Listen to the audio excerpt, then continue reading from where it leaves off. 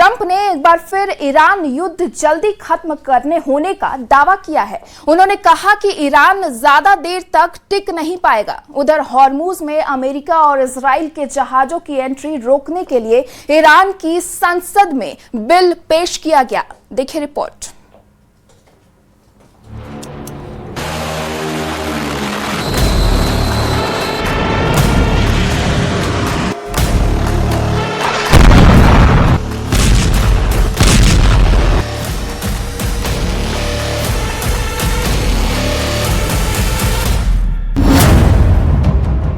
Trump को क्यों लगता है कि ईरान कमजोर हो गया है, जबकि ईरान ने ट्रंप की एक बात भी नहीं मानी?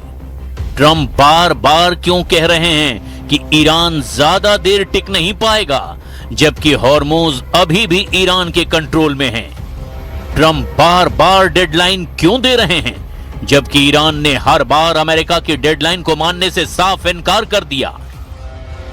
अमेरिका खुद मान रहा है कि कुछ मिसाइलों का स्टॉक खत्म हो रहा है, फिर भी ट्रंप कह रहे हैं ईरान टूटने वाला है। असल में कौन कमजोर पड़ रहा है?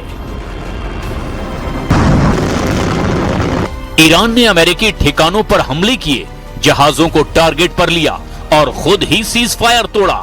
फिर भी ट्रंप कहते हैं वे ज्यादा देर नहीं टिक पाएंगे। यह आत्मविश्वास है या ट्रंप का आशावाद?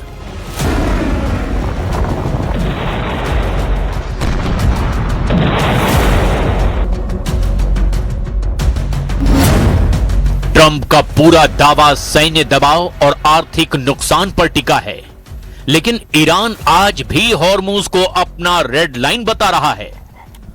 तो दबाव काम कर रहा है या नहीं? अगर ईरान सच में थक चुका है तो वो परमाणु मुद्दे पर रियायत क्यों नहीं दे रहा? ट्रंप की सबसे बड़ी डिमांड अभी भी अधूरी क्यों है? ट्रंप कहते हैं कि जंग जल्द खत्म हो जाएगी क्योंकि ईरान टिक नहीं पाएगा, लेकिन इतिहास देखें तो ईरान ने पहले भी लंबे दबाव झेले हैं। इस बार क्या अलग है? We had oil down to less than two in many places like Iowa. Oil was down to gasoline was down at numbers that people hadn't seen in years. $1.85, $1.95. So it passed Tuesday. I was in Iowa at a stop, and we had $1.95, another one $1.85 a gallon. And we'll see those days pretty soon again, based on everything I see, as soon as the war ends. And I think it's going to end pretty soon.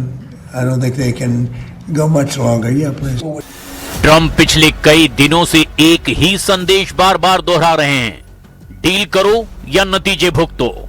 लेकिन Iran के proxy Yemen के हूथियों ने तो Saudi अरब पर हमला करके Trump को सीधे संदेश दे दिया है कि अमेरिका का कोई साझेदार, कोई भी हमदर्द उसके आगे नहीं टिकेगा। डील अमेरिका और ईरान की होनी थी, लेकिन डील सऊदी अरब, तुर्की और पाकिस्तान में हो गई।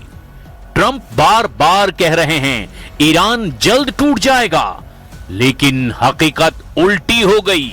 जहां अमेरिका ईरान डील अटकी हुई है, वहीं सऊदी अरब, तुर्की और पाकिस्तान ने एक नया सुरक्षा गठबंधन बना लिया है।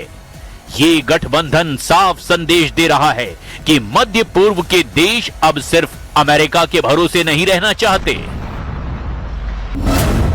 सऊदी क्राउन प्रिंस, तुर्की के राष्ट्रपति और पाकिस्तान के प्रधानमंत्री ने जेद्दा में एक संयुक्त रक्षा समझौते पर हस्ताक्षर किए हैं, जिसमें कहा गया है कि तीनों देशों में से किसी एक पर भी होने वाले किसी भी सशस्त्र हमले को उन पर भी हमला माना जाएगा।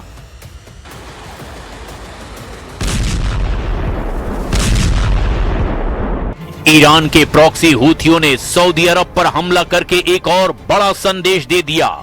ट्रंप की धमकियों के बावजूद ईरान और उसके सहयोगी अभी भी मैदान में एक्टिव हैं, जबकि ट्रंप कह रहे हैं कि ईरान कमजोर पड़ गया है।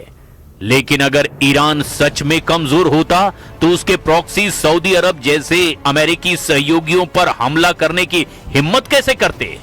ट्रंप बार बार दावा कर रहे हैं कि सैन्य दबाव काम कर रहा है, लेकिन जमीनी हकीकत कहती है कि ईरान अभी भी हॉर्मुज को अपनी रेड लाइन मान रहा है। अमेरिका मिसाइल स्टॉक की कमी स्वीकार कर रहा है, फिर भी ट्रंप कह रहे हैं ईरान ज्यादा देर नहीं टिक पाएगा। ऐसे में सवाल यह है, असल में दबाव किस पर ज्यादा है? عملية عسكرية واسعة ونوعية استهدفت تحشيدات العدو السعودي في مناطق الرويك والعبر والثنية ومعسكرات أخرى تابعة لما يسمى الفرقة الأولى والثالثة طوارئ بعدد كبير من الصواريخ البالستية والطائرات المسيرة.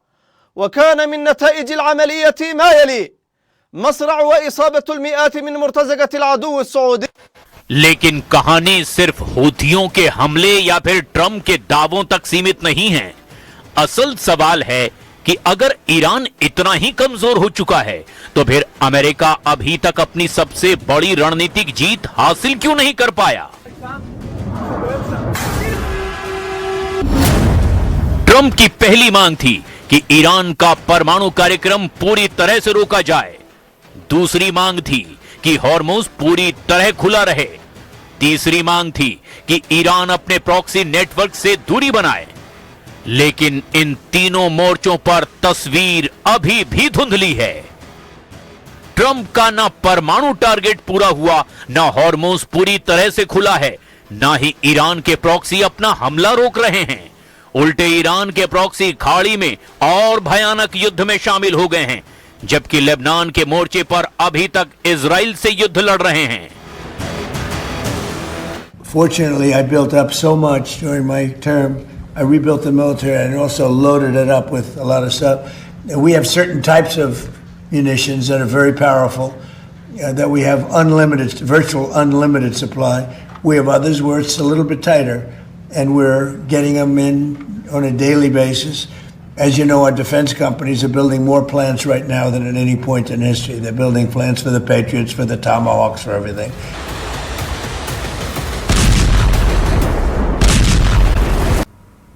अमेरिका ईरान के तनाव के बीच रिपोर्ट में दावा किया गया है कि हॉर्मुज पर ईरान और ओमान के बीच समझौता हुआ है, लेकिन ईरान ने दावा किया कि आखिरी फैसला लेना बाकी है।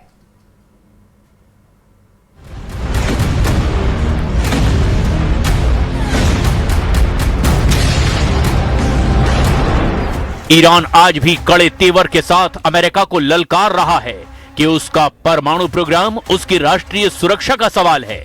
हॉर्मुज आज भी तेहरान की रेड लाइन है। हूथी, हिजबुल्ला और दूसरे सहयोगी संगठन अब भी पूरी तरह एक्टिव हैं।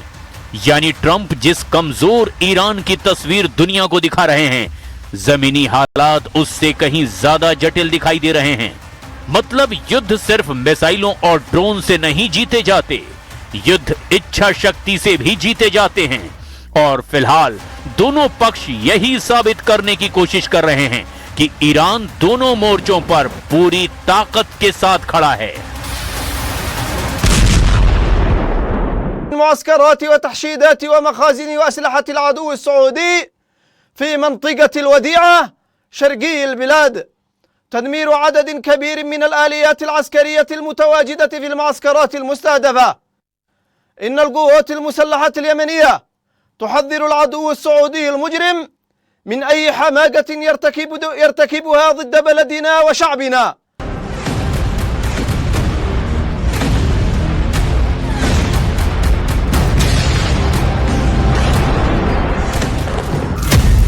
यही वजह है कि ट्रंप के हर बयान के बाद एक नया सवाल पैदा हो जाता है। अगर ईरान टूटने वाला है तो फिर हर बार नई डेडलाइन क्यों? अगर दबाव काम कर रहा है तो फिर नई चेतावनी की जरूरत क्यों? और अगर जीत इतने करीब है तो फिर अमेरिका को लगातार यह भरोसा दुनिया को दिलाना क्यों पड़ रहा है कि ईरान ज्यादा देर तक नहीं टिक पाएगा? कहीं ऐसा तो नहीं कि यह बयान सिर्फ ईरान के लिए नहीं, बल्कि अमेरिकी जनता के लिए, तेल बाजार और सहयोगी देशों के लिए भी दिया जा रहा हो? क्योंकि युद्ध के मैदान में जितनी लड़ाई मिसाइलों से होती है, उतनी ही लड़ाई मनोविज्ञान की भी होती है। यानी साइकोलॉजिकल वॉर भी हार जीत के फैसले में बड़ी भूमिका निभाती है। ट्रंप बोल रहे हैं ईरान थक चुका है। ईरान साफ साफ संदेश दे चुका है, हम झुकेंगे नहीं। बाजार सवाल कर रहा है, हॉर्मुज खुलेगा या नहीं? और दुनिया सवाल पूछ रही है, युद्ध बढ़ेगा या रुकेगा? इस जंग में अभी सबसे बड़ा फ्लैश पॉइंट हॉर्मुज ही बना हुआ है। दुनिया के ऊर्जा व्यापार की सबसे अहम समुद्री लाइन, जहां एक छोटी सी चिंगारी भी वैश्विक अर्थव्यवस्था को हिलाकर रख सकती है। और यही वजह है कि वॉशिंगटन, तेहरान, रियाद, अंकारा और इस्लामाबाद सभी की नजरें अगले कुछ दिनों पर टिकी हुई हैं। फिलहाल एक तस्वीर साफ है कि ट्रंप का आत्मविश्वास और ईरान की चुनौती दोनों अपने चरम पर हैं, लेकिन जमीन पर हालात बता रहे हैं ना तो अमेरिका को निर्णायक जीत मिली है और ना ही ईरान ने हार मानी है।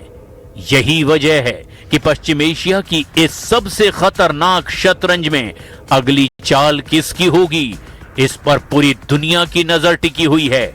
लेकिन सस्पेंस इस पर बना हुआ है कि आगे क्या होने वाला है। नई डील, नया सीज फायर, नया मिलिट्री ऑपरेशन या लंबा युद्ध। लेकिन पश्चिम एशिया की इस शतरंज में एक नया खिलाड़ी भी है और उसका नाम है मुस्तफा खामनेई।